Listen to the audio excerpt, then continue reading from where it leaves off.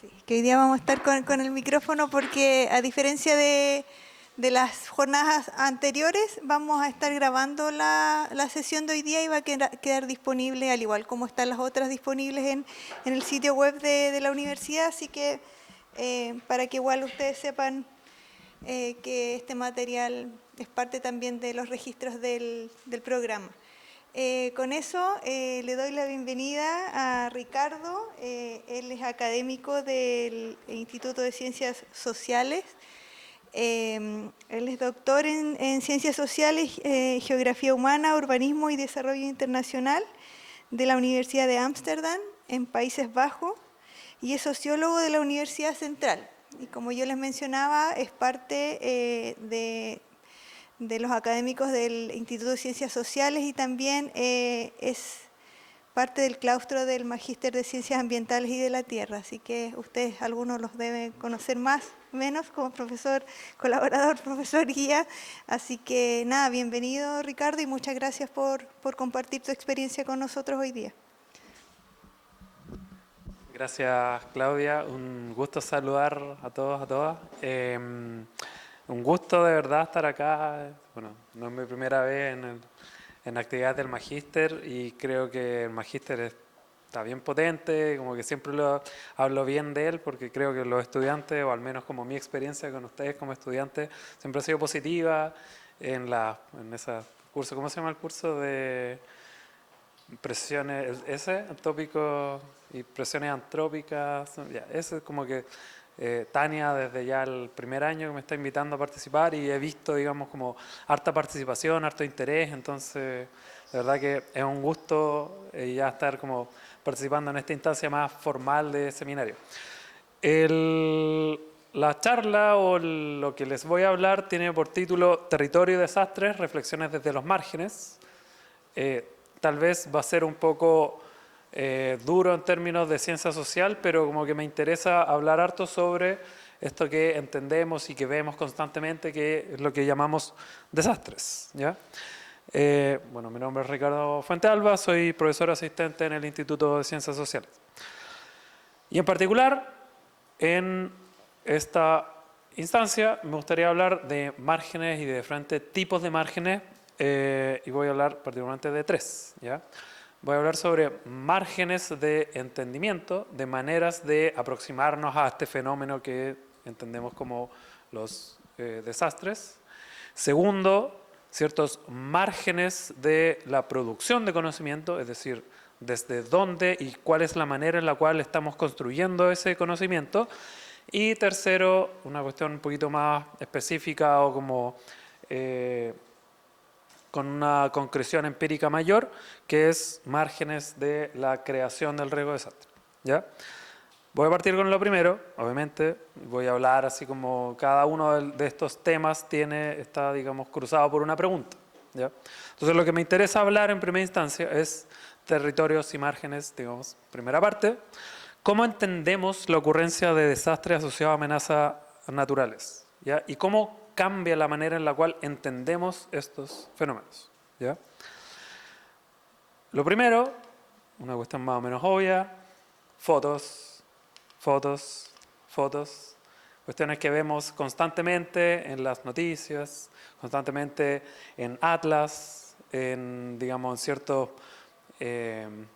documentos históricos, de políticas, como tal. Parece que algo está pasando en la Tierra, constantemente vemos, digamos, no sé, como que me gustan este tipo de imágenes, como collage con volcanes, inundaciones, tsunamis, edificios rompiéndose.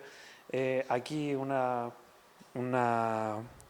tipología de desastres naturales y ven ahí tornados, inundaciones, tormentas, etcétera.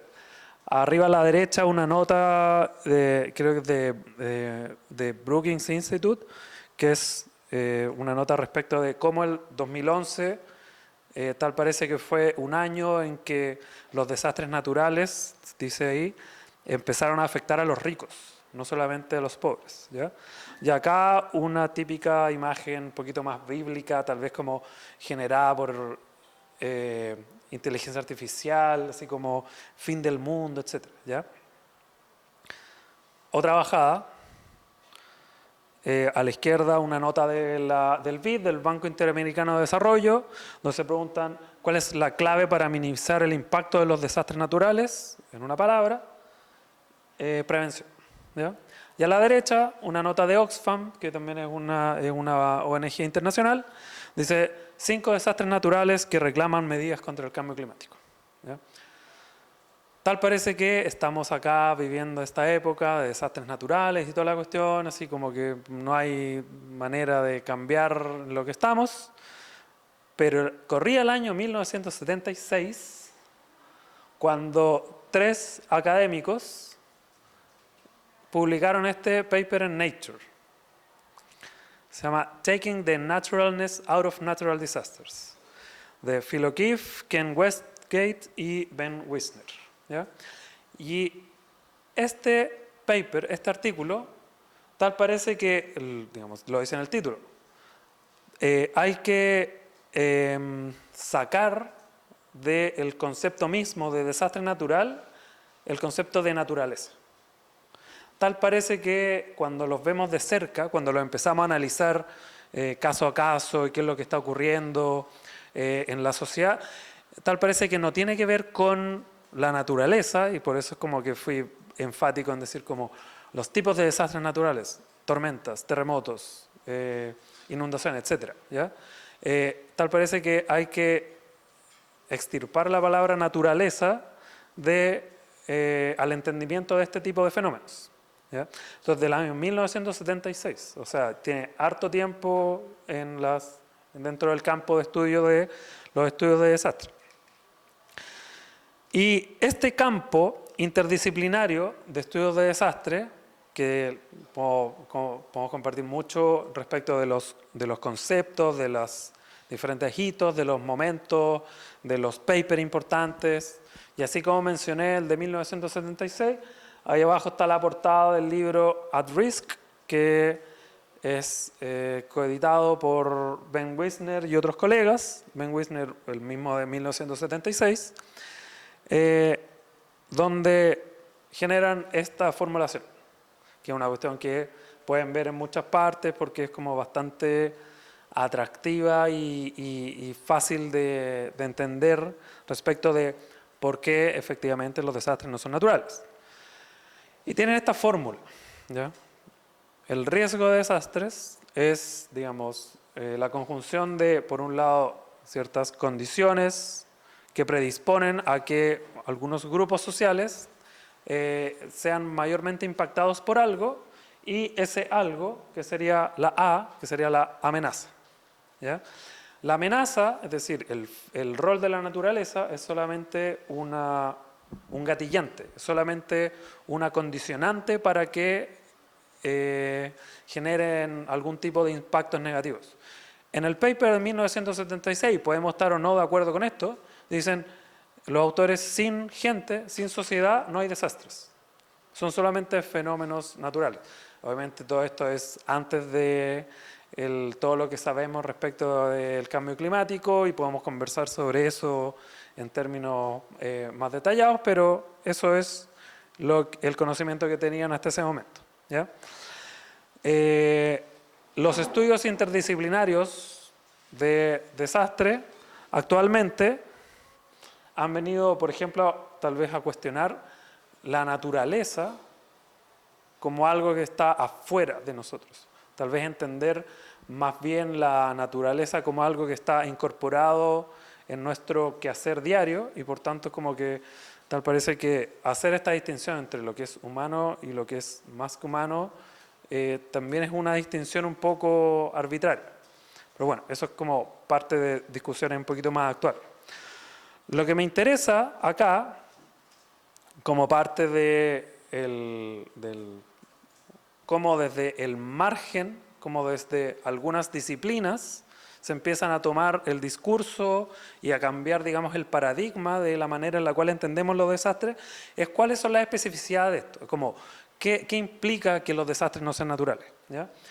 Implica, por ejemplo, que ya no nos interesan tanto los momentos críticos y empezar así como a mirar el agua sobre nuestras calles, y tal vez no nos interesa mirar tanto como los segundos o minutos que dura un movimiento telúrico, sino que tal vez empecemos a mirar más bien la manera en la cual se construye y se gestiona el riesgo de desastre, ¿ya? Tal vez empecemos a mirar menos los fenómenos climáticos y geológicos y podamos empezar a mirar de manera conjunta las características, los procesos sociales que son los que están detrás de la construcción del riesgo de desastre, ¿ya? Si es que no nos enfocamos tanto en la emergencia, en estos momentos críticos donde tenemos que entrar a intervenir y volver a algún tipo de normalidad, ¿qué podemos hacer? Generemos acciones relacionadas a la respuesta, a la recuperación, a la mitigación y a la preparación. Y acá siempre me interesa destacar mucho una red de investigadores e investigadoras desde América Latina, que, bueno, donde estamos además, que de manera bastante creativa se llamó La Red, no, todavía funciona, pues se llama La Red, y ya llevan varias décadas poniendo este tema en la discusión académica y política, ¿ya?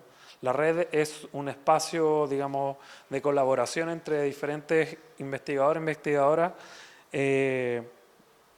donde tratan de influenciar el conocimiento científico y el conocimiento de política pública para cambiar cómo vamos entendiendo los desastres, ¿ya?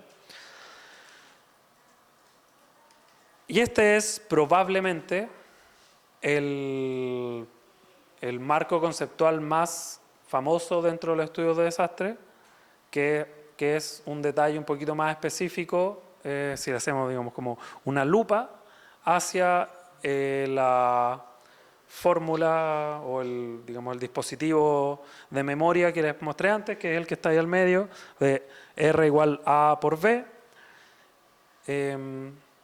Digamos, en ese espacio al medio está el riesgo de desastres.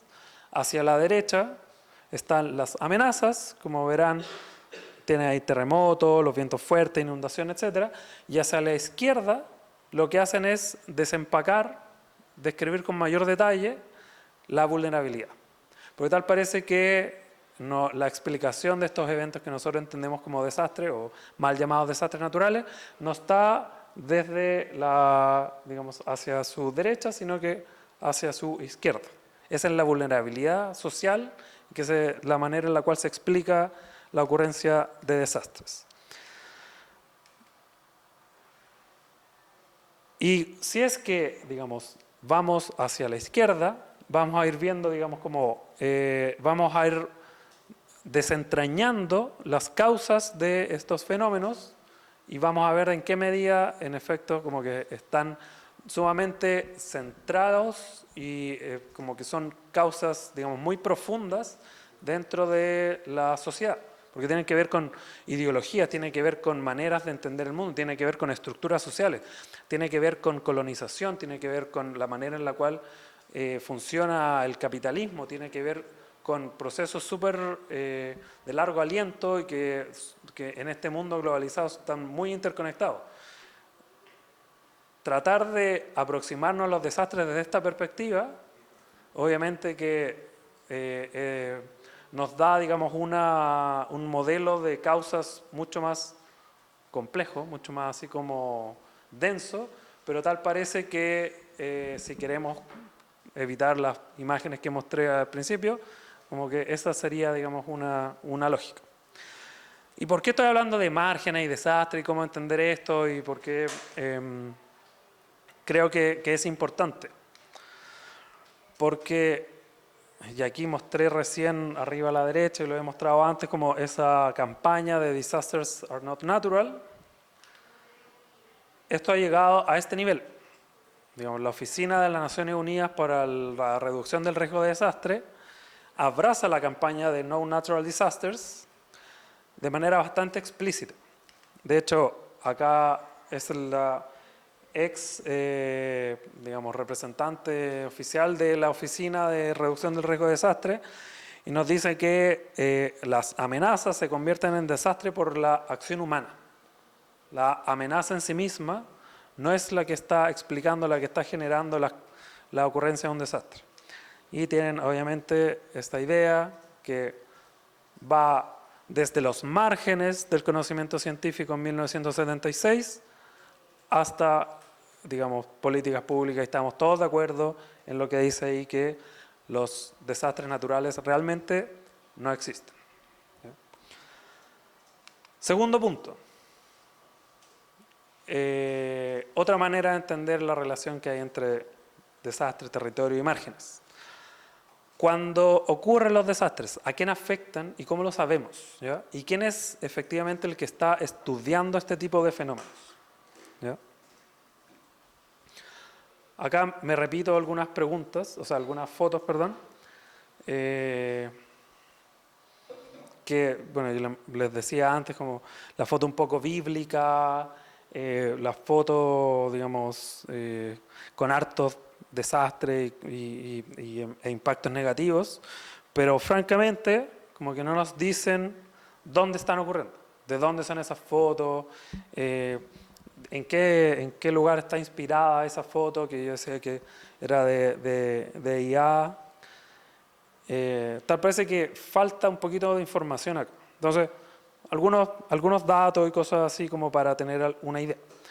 A la izquierda, el aumento claro en la ocurrencia de desastres a nivel mundial, digamos, contados por número, digamos, por año, entre el 1900 y el 2022.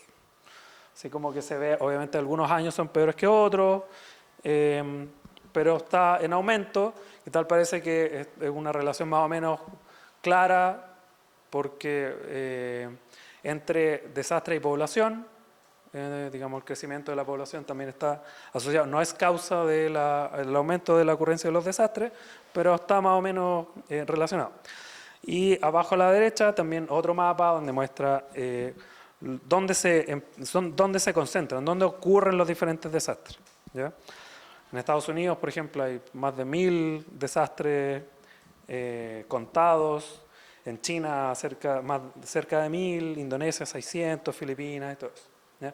Esto, digamos, como para describir o empezar a desempacar más o menos la pregunta de dónde ocurre. Otro mapa. Eventos geofísicos con cierto tipo de pérdidas a nivel mundial entre 1980 y el 2015. Acá, de manera bastante explícita, aparece Chile 2010.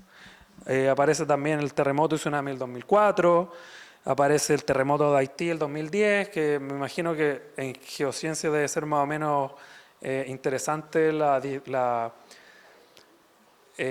comparación entre el terremoto de Haití y el de Chile, que ocurrieron menos de 2 meses de diferencia, pero con unos impactos que son como que bastante críticos respecto del paradigma que les estoy diciendo. Así como tal parece que en Chile el movimiento telúrico, que liberó mucha más energía, tuvo menor impacto social, y eso es por algo. ¿Ya? Y por último, les traigo esta base, digamos, esta es la portada de EMDAT, que es una iniciativa que está alojada en la Universidad Católica de Lovaina, que tiene una base de datos respecto de la ocurrencia de desastres. Tienen toda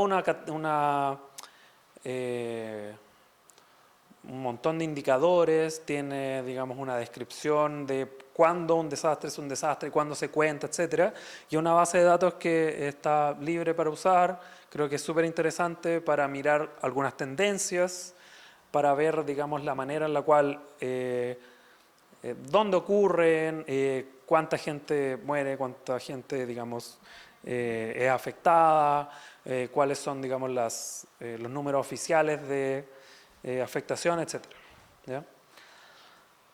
Pero, y obviamente en ciencias sociales siempre hay un pero, y esto es particularmente importante en el campo de estudio en el cual me muevo yo. Interesa mucho saber quiénes son los que están desarrollando esta investigación. ¿Ya? Importa, digamos, de qué nacionalidad, no sé si es la nacionalidad, pero es quiénes son las personas que están generando conocimiento respecto de los desastres. Y acá con un colega muestra en qué medida hay algunos desastres que efectivamente, no sé, en Estados Unidos, no se alcanza a ver, pero en Estados Unidos, en el caso del huracán Katrina, la gran mayoría de los investigadoras venían de Estados Unidos. En el caso de China, venían de China.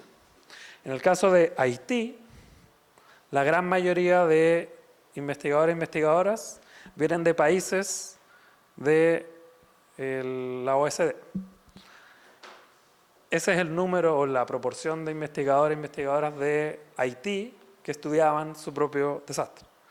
Este es el caso de, bueno, acá lo tengo un poquito más con más detalle. El terremoto de Nueva Zelanda del 2011, después el terremoto y tsunami de Japón del 2011, el tifón de Yolanda, Filipinas, y el terremoto de Nepal. ¿Ya?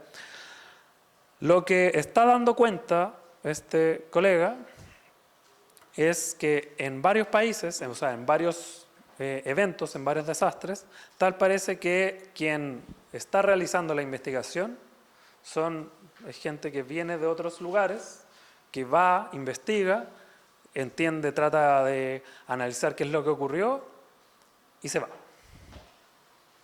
Y él dice, bueno, hay un tipo de desigualdad o tal vez de injusticia respecto de, o digamos, está mostrando una desigualdad respecto de la manera en que se produce el conocimiento, porque no son los científicas de los lugares donde ocurren los desastres los que están estudiando sus propios desastres.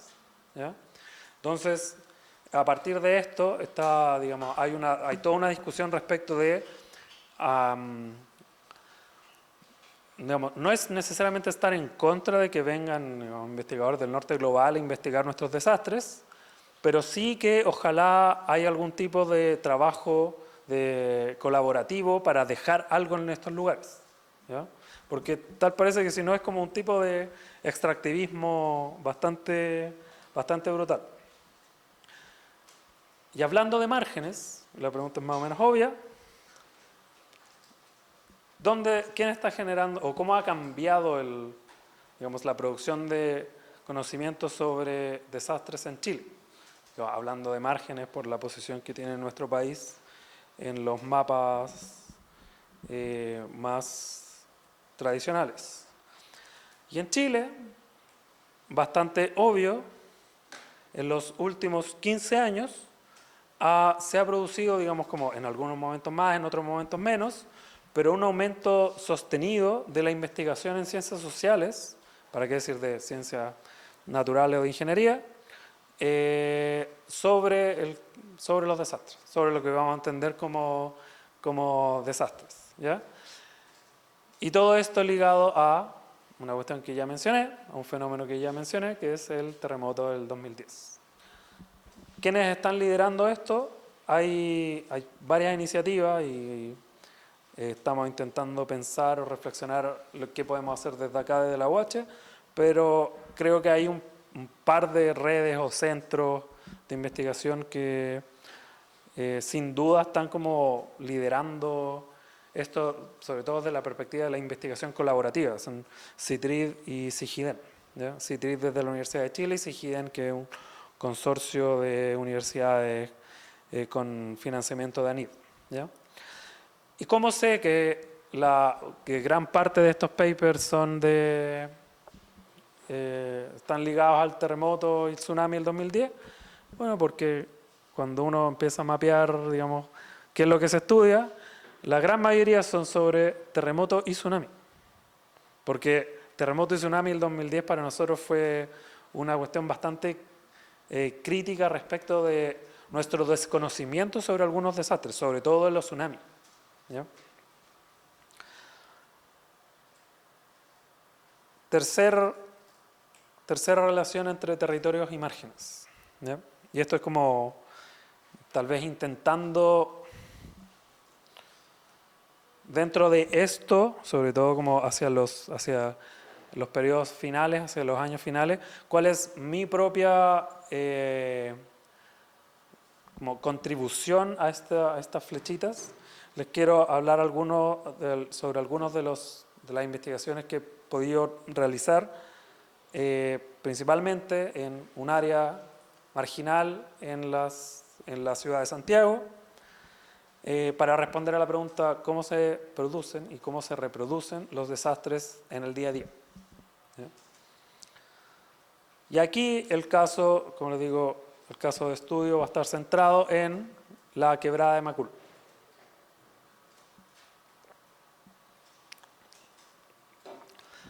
Esa es la quebrada de Macul. Es una foto sacada por mí hace varios años. Por acá se alcanza a ver, digamos, la quebrada misma, digamos, que sabemos el potencial peligro que tiene. Y este peligro se hizo manifiesto el 3 de mayo del año 1993. De nuevo, les puedo mostrar muchas fotos y muchas cuestiones, así como gente sufriendo y viviendas destruidas, etc. ¿Ya? La quebrada de Macul, me gusta también esta foto, o sea, este dibujo, no se alcanza a ver así como con tanto detalle, pero es una foto, un dibujo que muestra, digamos, la relación que hay, la perspectiva que hay entre la ciudad de Santiago y la cordillera de los Andes, para mostrar, digamos, como lo monumental que es la cordillera de los Andes.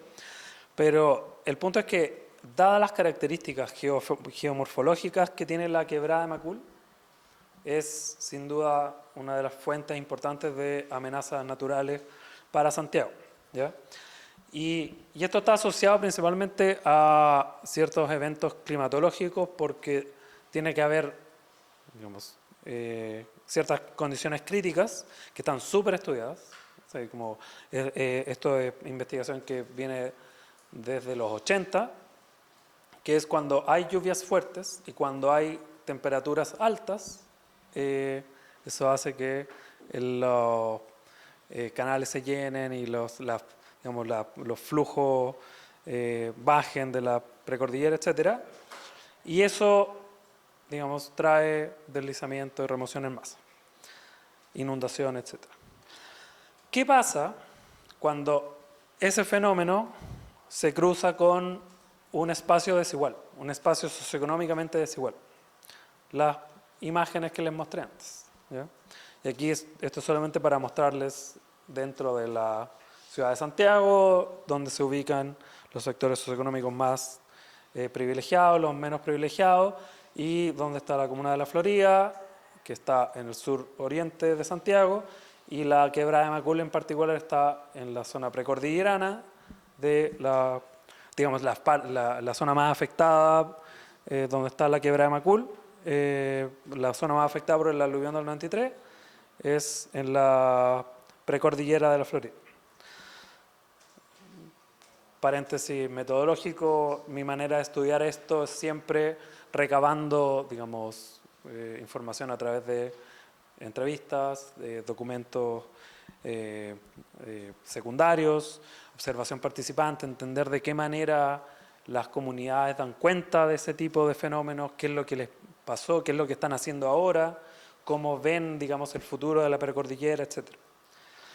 Y acá hay varias cosas que creo que son bien interesantes en términos de dar cuenta del rol de cierto proceso de desarrollo en los márgenes de las ciudades que explican un poco el desastre, ¿ya? Este, por ejemplo, es un mapa del desarrollo inmobiliario post-desastre. Las zonas, digamos, esto también es dividido por quintiles de ingresos, y las zonas que están en rojo son las poblaciones más clásicas, más tradicionales de la quebrada de Macul, del área urbana de la quebrada de Macul, y todo lo que está, digamos, desde ¿se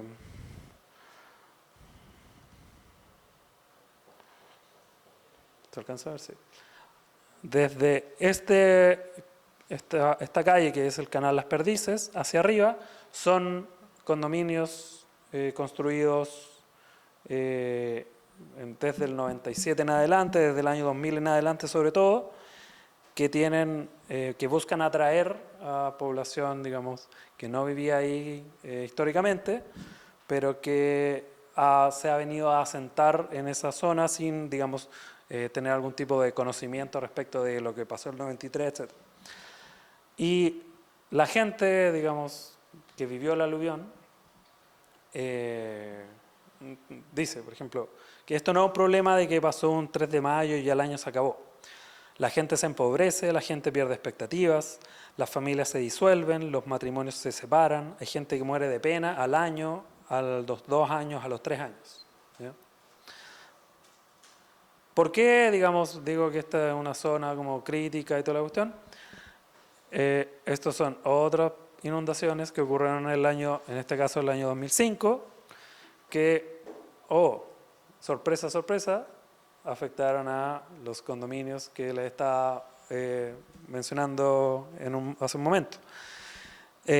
Sin embargo, esto también, digamos, dada la forma de dónde está la precordillera y la pendiente, etcétera, se inundan, digamos, las partes de mayor ingreso, pero siempre se inundan también las partes de menores ingresos. ¿Ya?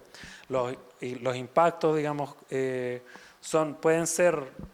puede llover a todos, pero tal parece que hay ciertos grupos que siempre van a recibir el agua. Otra manera de entender cómo se reproduce el riesgo de desastre, que es un paper que publicamos como parte de mi doctorado, es al hacer un zoom específico a un área muy, muy concreta de la quebrada, alrededor de la quebrada de Macul. Santa Teresa es la villa donde se reasentó la población afectada por el aluvión. Ahí está el esfuerzo, ahí están las perdices, digamos, barrios que están formalizados, que son parte del desarrollo inmobiliario, o sea, del desarrollo urbano, de manera digamos, muy, muy orgánica. Y acá al norte de la quebrada, cuando miramos la manera en la cual se trazó una medida del plan regulador comunal para tratar de sacar a la gente de vivir en una zona afectada por inundaciones, lo que se hizo fue decir, ok, está la quebrada de Macul, vamos a trazar una línea 100 metros hacia el sur y 100 metros hacia el norte. Esta población no existía, se dibujó la línea acá, ok, toda esta gente digamos, vive en una zona segura, vive, digamos, tiene su vivienda formalizada, vive de manera formal, etcétera, regularizada, etcétera, pero al hacer el trazado hacia el norte, lo que se hizo fue pasar por entre medio de 2 barrios históricos, que es Ampliación La Higuera y la Población La Higuera. ¿Qué significa esto? Que a través de la acción del Estado, a través de digamos, de buenas intenciones, que obviamente es bueno que le demos un poco de orden al territorio, si es que esto no se hace de buena manera, podemos conversar como por qué ocurrió. Toda esta gente que vive acá, dentro de la zona de exclusión, perdió cualquier tipo de posibilidad de vender su casa, de adquirir, digamos, de hacer ampliaciones, porque después del año 94, en que se traza esa línea, empezaron a vivir informal, empezaron a vivir de manera ilegal. ¿Ya? Y paréntesis, como que podemos hablar harto sobre esto, pero actualmente acá está asentado el Campamento de Dignidad, que ha estado en las noticias en las últimas semanas porque lo acaban de desalojar, o parte del campamento lo han desalojado. Otro artículo que me interesaba mirar de qué manera la gente recuerda lo que pasó, cuál es el tipo de actividades, de prácticas, de discursos, y tal parece que los desastres también unen a la gente, y les permite recordar, les permite discutir sobre lo que vivieron hace, en este caso hace 25 años. Hice mi trabajo de campo el 2018. Entonces, creo que también hay toda una área de educación y de investigación que tiene que ver con la memoria de los desastres. Y por último, me interesa hablar de un par de artículos. Primero, este artículo donde hablamos de qué manera se configura la manera, o sea, el modo en que gestionamos los riesgos en esa zona, ¿ya? Y aquí está cruzado de manera bastante explícita con un conflicto inmobiliario que ocurrió a finales de los 90, donde la gente, dado que ocurrió el desastre del 93, la gente se empezó a movilizar, empezó a decir como, chuta, no queremos que esto pase de nuevo, y intentaron influenciar el plan regulador comunal de manera de darle un poquito más de orden a la densidad de la precordillera, de la construcción. Como mostré antes, como que no sé si lo lograron, pero sé que hubo, digamos, como hay efectos directos de lo que hicieron ahí. Creo que como parte importante de entender nuestro rol como ciudadanos también en la gestión del riesgo. Y un último artículo tiene que ver con cómo las propias comunidades, cómo las propias personas que viven en estos territorios entienden el concepto de desastre mismo, ¿ya? Y acá lo que trato de desempacar un poco es que lo que se entiende como desastre, así como empecé hablando de desastres naturales y luego fui hablando que los desastres no son naturales, bueno, tal parece que la misma noción de desastre no es la misma si le preguntamos a diferentes personas o si lo miramos desde diferentes, digamos, lentes o perspectivas analíticas, ¿ya? El mismo concepto de desastre lo podemos como ir desempacando. ¿Qué hacer entonces? Como que no quiero quedarme con una perspectiva como tan pesimista. Creo que obviamente evitar este tipo de fenómenos es súper complejo porque, bueno, vivimos en una sociedad compleja. Creo que siempre es bueno ir a mirar ese modelo que les mostré antes, del modelo de causas, y tratar de revertirlo, tratar de incidir en las causas de fondo, tratar de reducir las presiones dinámicas y para que podamos vivir en condiciones seguras.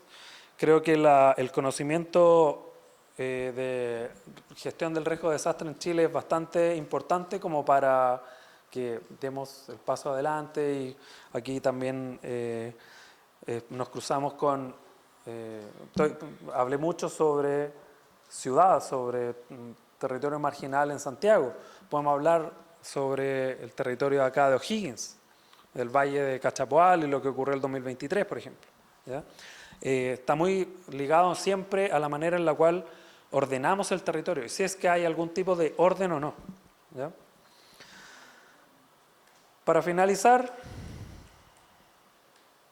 creo que cuando desarrollamos este tipo de investigación, así como empiezo a pensar diferentes márgenes para desempacar lo que es un desastre y para entender estos procesos, creo que da diferentes trayectorias, diferentes como dinámicas y dimensiones sobre estos fenómenos tan complejos como esas fotos que les mostré al principio, ¿ya?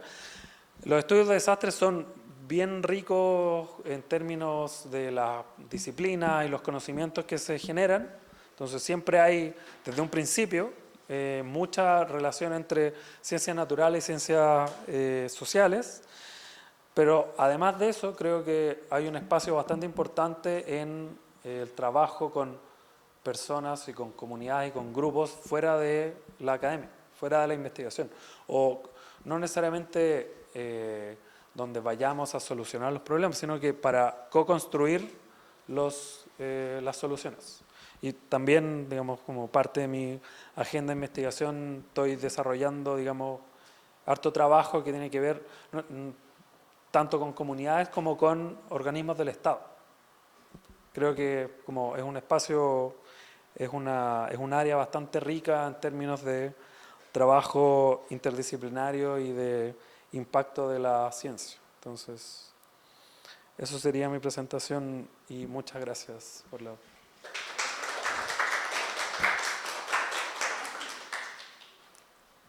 Te dejo tomar agua, tranquila. Gracias, Ricardo. Abrimos el espacio para preguntas. ¿Preguntas? Cami. Hola Ricardo, gracias por tu presentación. Bueno, un poco me preguntaba en sentido de, ok, necesitamos conocer las amenazas para, digamos, como dimensionar cuál puede ser la afectación. Luego ya podemos involucrar las poblaciones, mirar la vulnerabilidad, determinar el riesgo. Y digamos aquí, bueno, comparando como con la normativa chilena, este conocimiento, o sea, no sé, yo viendo, no se integra como de la mejor forma. Siento que todavía no está muy, o sea, como, digamos, técnicamente aplicado a la ley, ¿sí? Porque pues, están estos planes reguladores comunales que te permiten delimitar la zona, pero ¿cómo hacer de que ahora, no sé, porque necesitamos lo social, pero también necesitamos la ciencia, ¿cómo hacer que la ciencia impacte o influya más como en estas tomas de decisiones como los planes reguladores? Esa es mi pregunta. Francamente, creo que da en el clavo respecto de algo que pasa mucho en esta área de estudio, pero también pasa tal vez en otras. No sé si hablamos de gestión de agua, de gestión de cuenca, de gestión de suelo. Creo que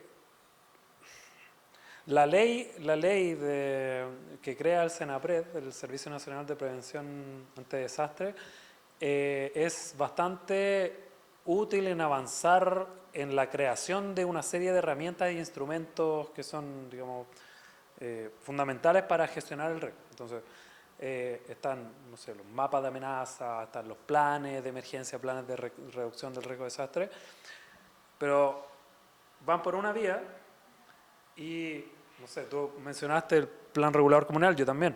No existe un instrumento equivalente al plan regulador comunal en sectores rurales, ¿ya? Entonces, eso es un vacío que tiene la política pública, la política de ordenamiento territorial en Chile. Pero van por carriles paralelos, ¿ya?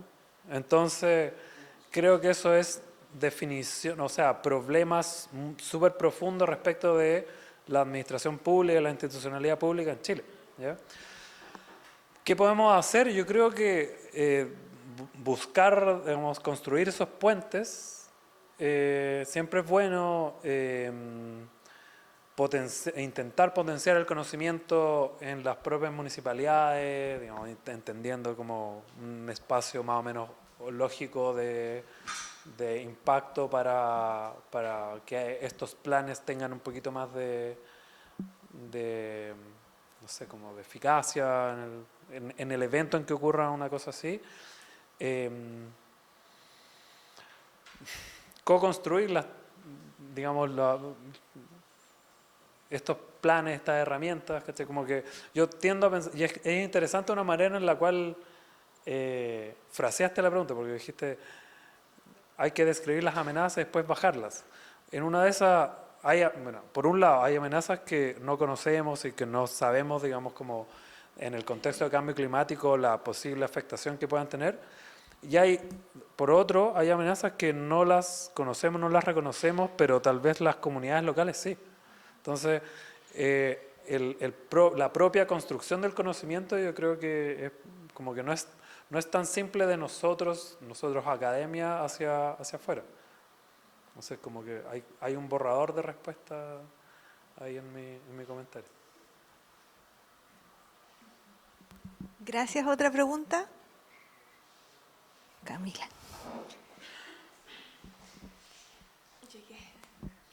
Perdón por lo tarde y ya interrumpir un poquito.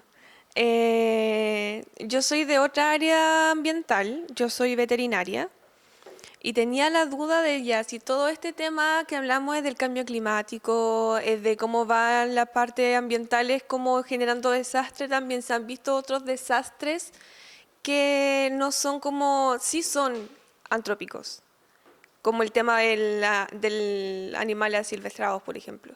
¿Se han visto cómo esos temas se han puesto en mesa? ¿O en lo que usted ha podido leer, escuchar, ver?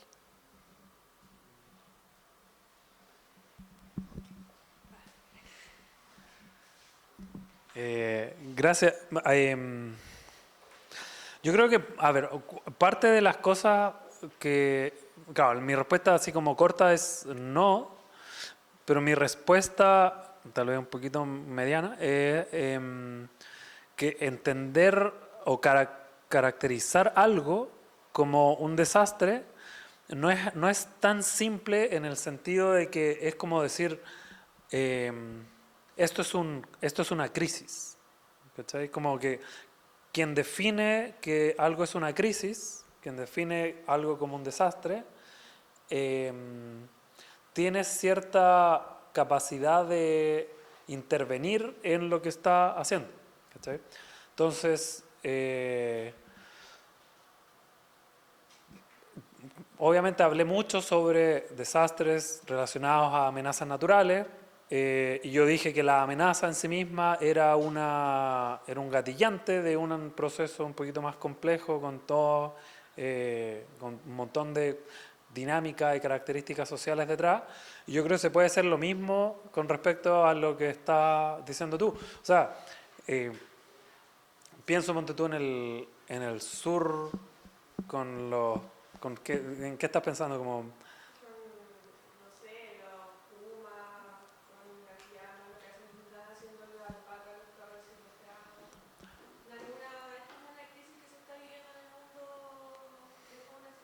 claro,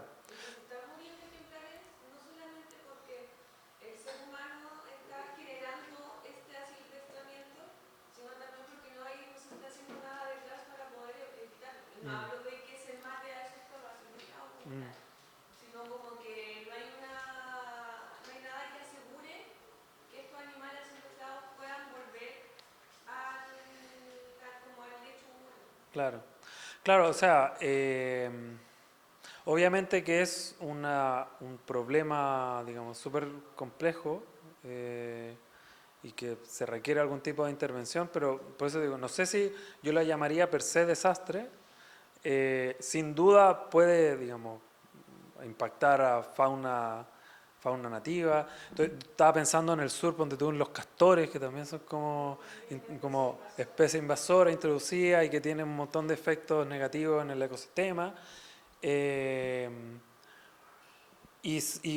creo que, digamos, en tu explicación volvemos un poco a lo mismo, ¿cachai? Como que tiene que ver en qué medida nosotros como sociedad no nos estamos haciendo cargo de tal vez la naturaleza en estos casos, de generar algún tipo de desarrollo inclusivo, de generar una cultura de prevención, una cultura de cuidado del entorno, etcétera. Como que creo que hay, digamos, vasos comunicantes en lo que estás comentando tú.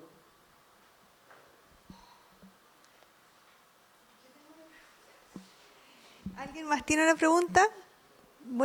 ¿Fernando? Tengo una pregunta. Bueno, muchas gracias por la presentación. Tenía una pregunta por el lado de los mapas de riesgo, porque también tengo noción de que hay mapas de sensibilidad al impacto o a la contaminación, por ejemplo. Entonces me preguntaba si es que hay algún estudio o si es que se abarca un poco lo que podría ser la sinergia entre algún desastre y lo que podría ser la sensibilidad de algún sitio a algún contaminante y además la vulnerabilidad. Si es que hay algún índice, si es que hay alguna gestión sobre eso, si es que si hay algo de política y pública, plan de acción, mitigación, eso.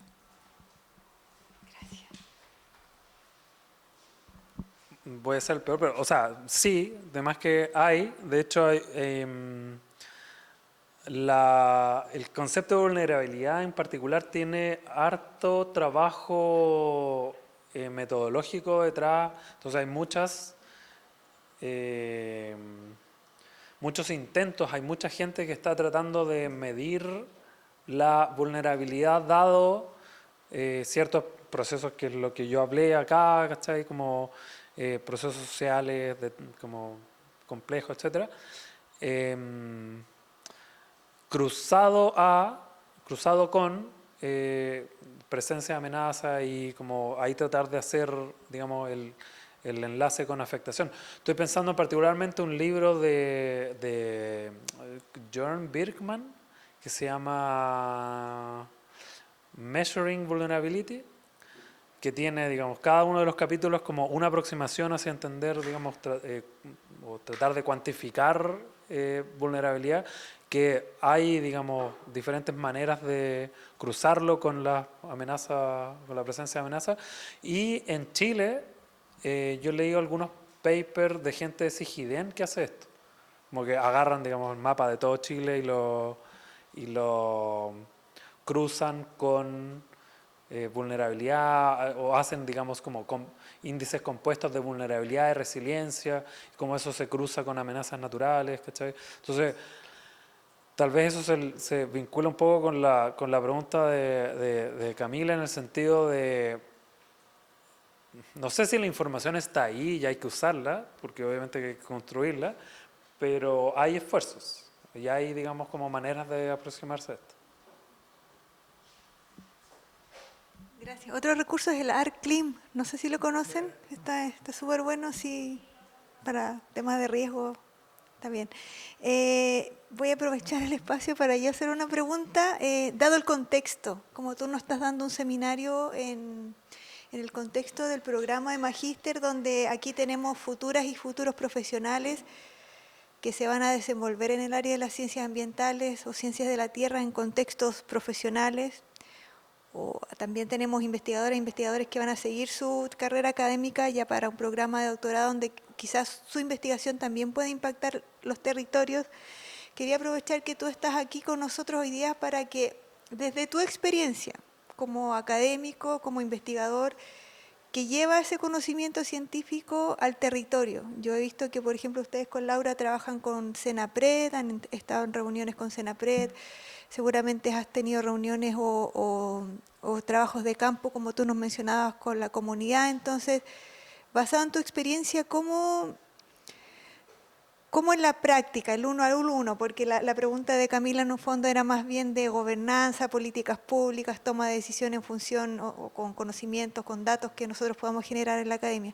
Pero el uno al uno, ¿cómo tú haces el trabajo para que esto finalmente se aterrice y la gente lo entienda? Como consejos para los estudiantes, futuras y futuros profesionales, investigadores jóvenes, de cómo sentarse a la mesa a conversar con gente que no tiene el ritmo de tiempo tuyo, el conocimiento, tiene otro conocimiento más territorial. Entonces la experiencia tuya sería re buena que nos contara ahí un poquito.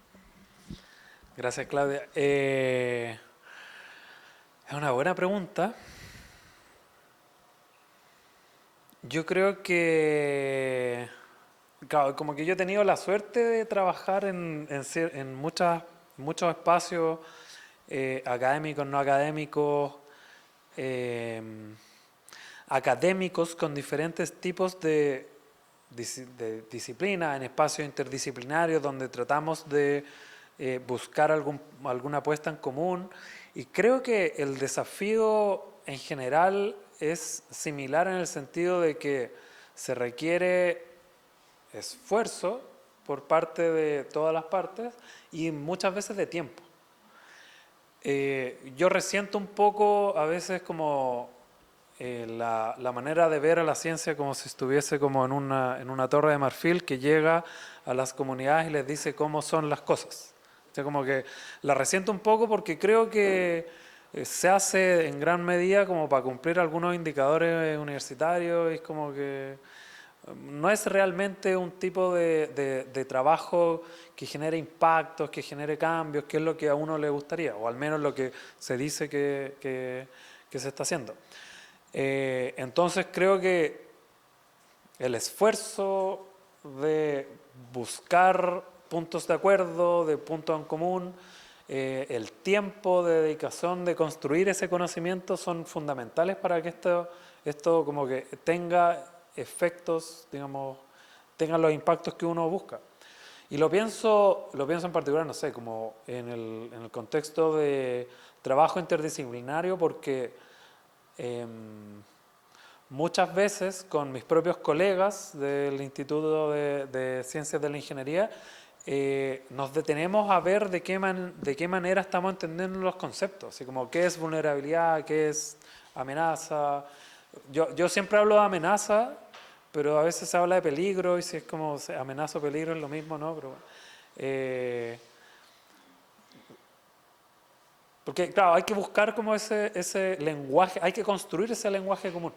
Yo creo que pasa lo mismo al trabajar con comunidades, porque, y esto es una cuestión nada que ver, pero yo solía trabajar en temas de desarrollo rural, desarrollo territorial, y nos dimos cuenta que al hacer ciertos análisis descriptivos con datos estadísticos de segunda fuente, nos dimos cuenta que hay algunas relaciones entre comunas, así como ciertas dinámicas territoriales que se ven, digamos, en los datos estadísticos. Y nosotros queríamos tratar de entender esas dinámicas en terreno. Y nos dijeron, todos conocen, digamos, el mapa de Chile, pero tal parece que habían algunas dinámicas entre comunas que se relacionaban como a paisajes comunes. Y al hablar con la gente, la respuesta fue sumamente simple, pero nosotros no sabemos. Ah, sí, porque antiguamente aquí había un ramal de tren. Entonces, claro, Chile tiene esa forma, pero antiguamente tenía ramales de tren que iban, digamos, algunas veces a la costa y todo. Entonces, nosotros, digamos, ingenuos, como que no teníamos ese tipo de conocimiento, y solamente cuando fuimos a hablar con la gente, una cuestión que de nuevo toma tiempo, y nosotros les tratábamos de entender como, ¿por qué usted que vive acá hace su vida en esa otra comuna? ¿Ya? Eso es lo que nosotros tratábamos de describir. Y bueno, nos respondieron eso y fue como, chuta. Lo menciono como un ejemplo de por qué, digamos, los diferentes tipos de conocimiento muchas veces son útiles. Eso. Bueno, realmente te agradezco que nos hayas venido a contar tu experiencia porque es un área que es transversal al magíster. El área de las ciencias sociales, por supuesto, es súper relevante para todos nosotros y el desarrollo de sus investigaciones. Así que con eso, darle las gracias a todas y a todos y les he dado las otras fechas del seminario que viene, pero se los puedo recordar para que lo anoten. Vamos a tener un investigador extranjero, por lo tanto el seminario va a ser en inglés. Así que ahí tienen que lucirse con sus... ¿Podemos dar por terminado? Estamos listos ya. Darle las gracias.